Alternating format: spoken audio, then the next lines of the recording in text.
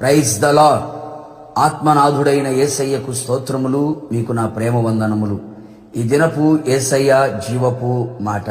కొరింథీయులకు రాసిన మొదటి పత్రిక 14వ అధ్యాయము 15వ వాక్యము.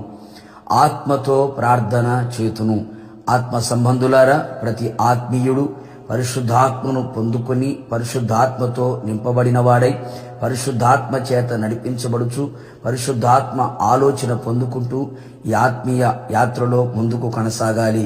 అంత మాత్రమే కాక మోకరించినప్పుడల్లా ప్రార్థన చేయుచున్న ప్రతి సమయములో ఆత్మలో ప్రార్థించుట నేర్చుకొనవలెను.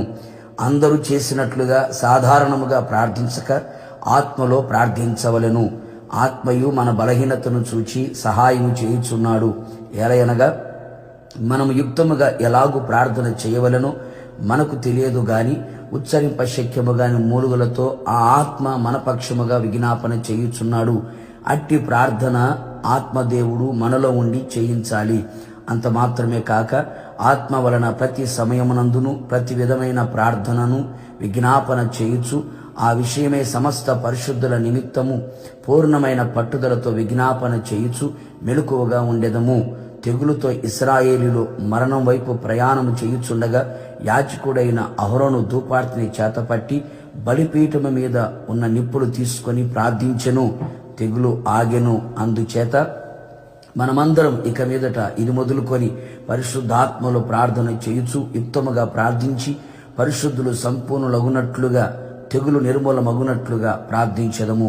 ఆత్మలో ప్రార్థించుచు ఆత్మ చేత పెండ్లు కుమార్తెగా సిద్ధపడెదము.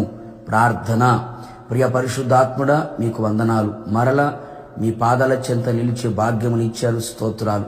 ఈ ఆత్మీయ యాత్రలో మేమంతా ఆత్మను పొందుకొని ఆత్మ చేత నడిపించబడుతూ ఆత్మలో ప్రార్థించుచు మీరు పిలిచినప్పుడు పెండ్లు కుమార్తెగా సిద్ధపడి మిమ్మల్ని ఎదుర్కొనే కృప నిండుగా దయచేయమని యేసు నామములో అడుగుచు ఉన్నాను తండ్రి. ఆమేన్. నిశ్చయముగా మీరును మీ కుటుంబ సభ్యులందరూ ఆత్మతో ప్రార్థన చేయుదురుగాక. God bless you.